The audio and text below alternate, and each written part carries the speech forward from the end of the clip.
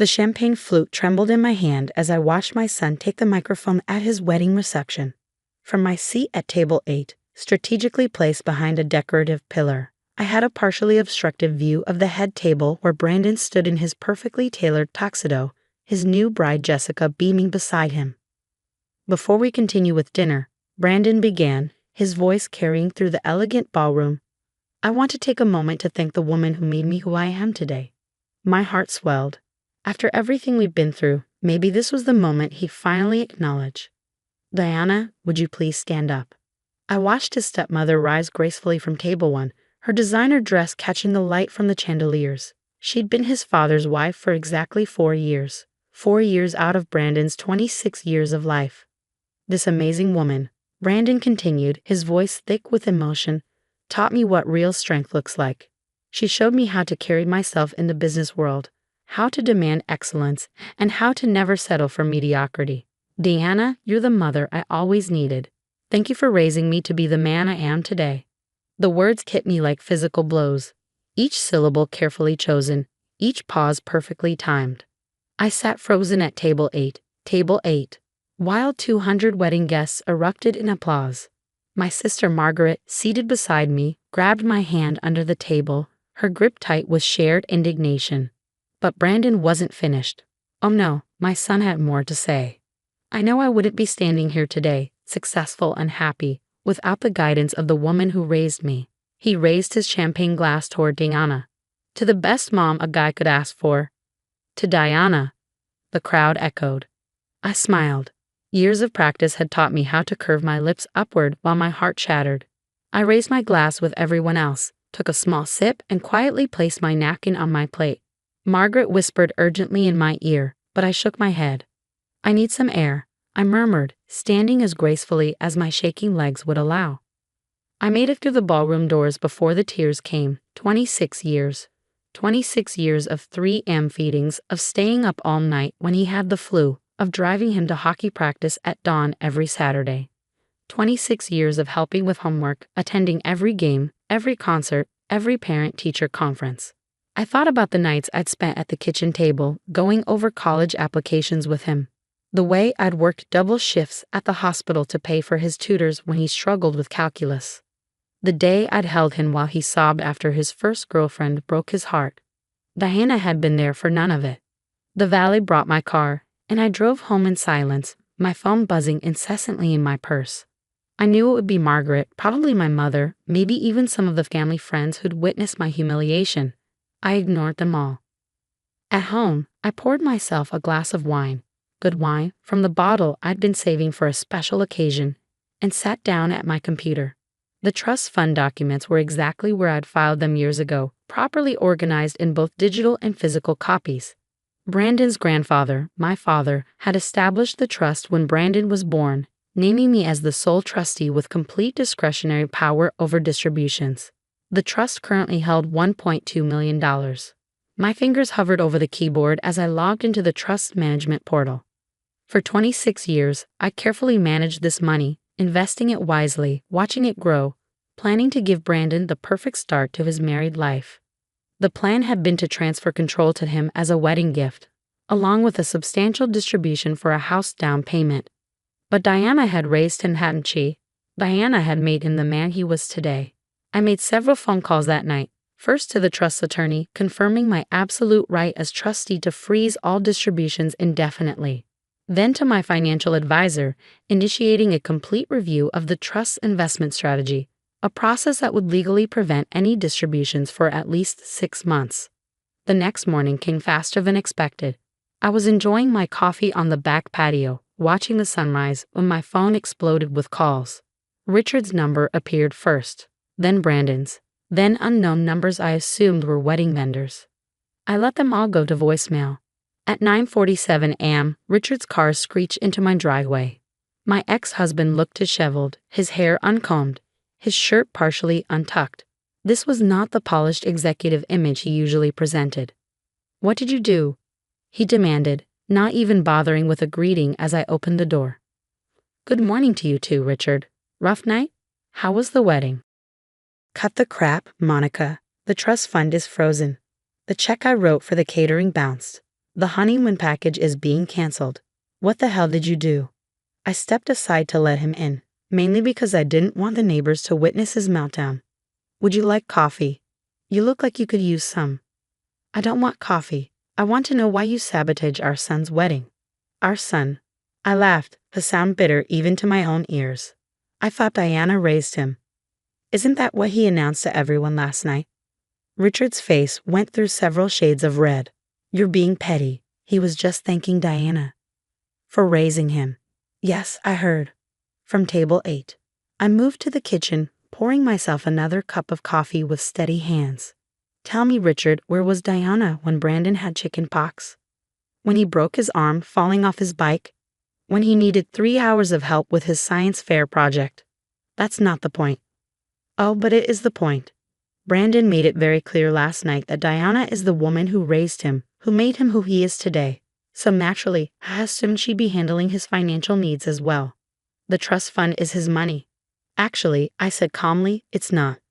The trust fund is under my complete control as trustee. My father made sure of that. I have absolute discretion over when and how distributions are made, or if they're made at all. Richard sank into one of my kitchen chairs, his anger deflating into panic. Monica, the wedding vendors are calling. We're going to be sued. Brandon and Jessica are supposed to leave for Bora Bora tomorrow. Then I suggest you figure it out. After all, Diana raised him to be successful, didn't she? I'm sure between the 3 of you, you can handle a few bills.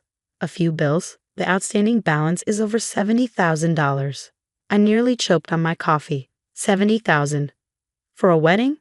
Diana planned it, he admitted reluctantly. She said Brandon deserved the best. Of course she did. With my father's money. My phone rang.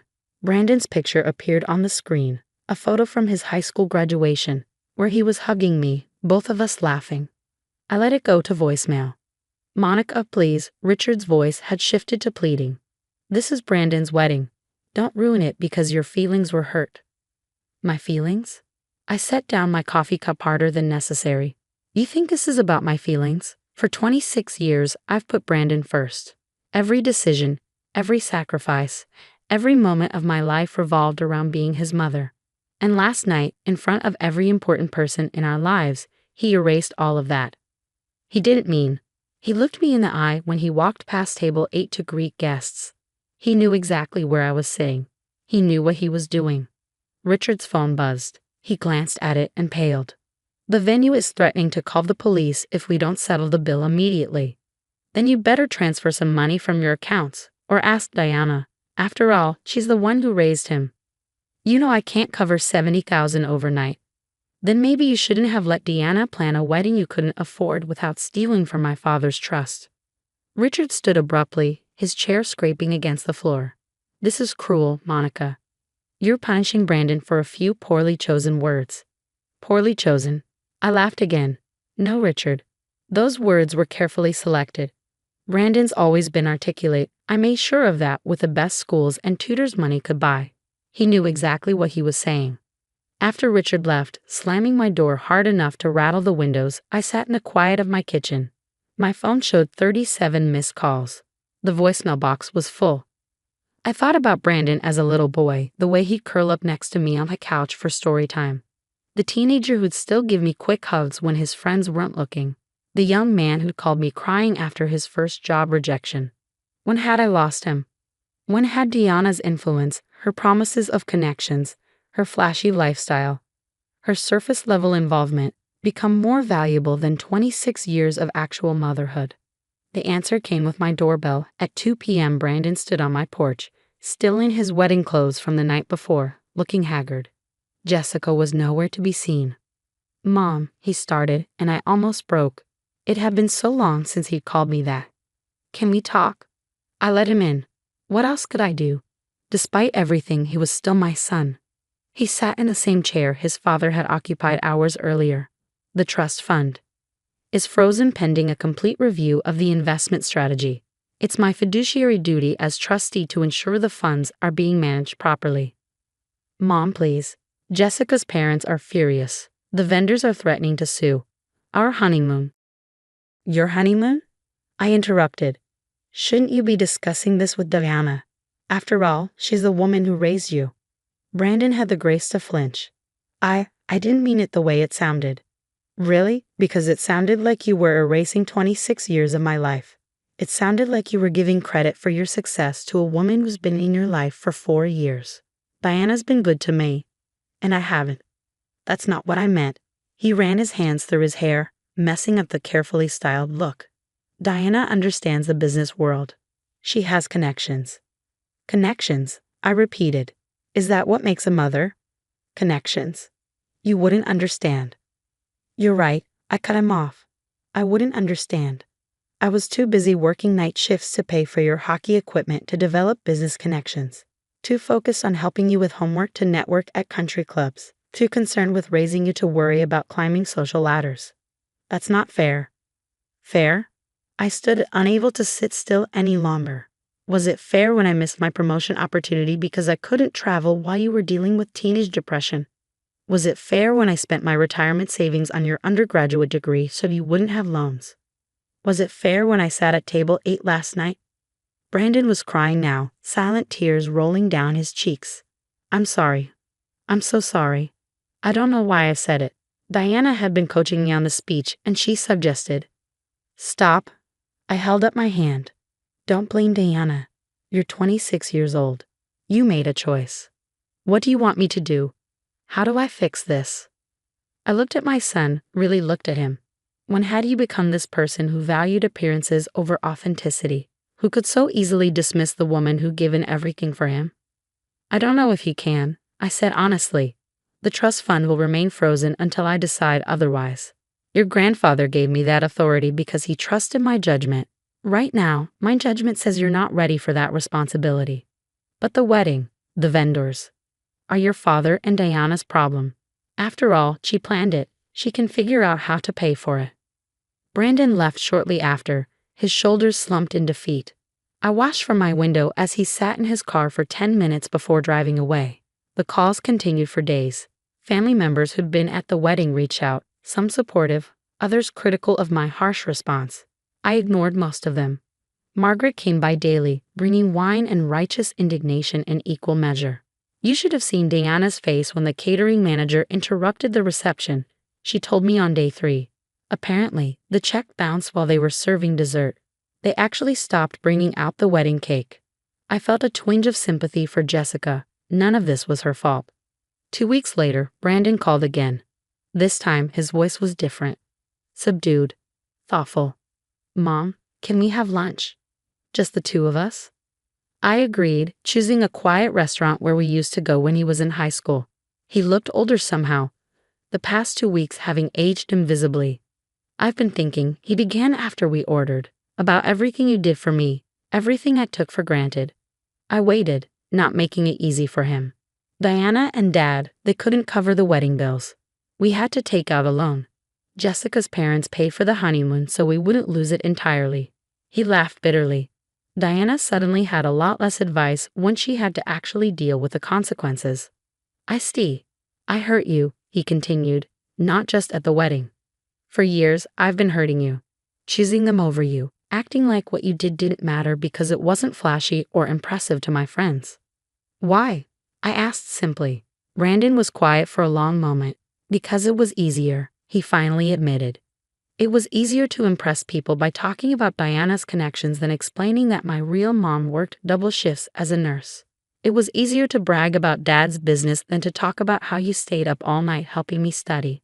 I was ashamed, and that shame made me cruel.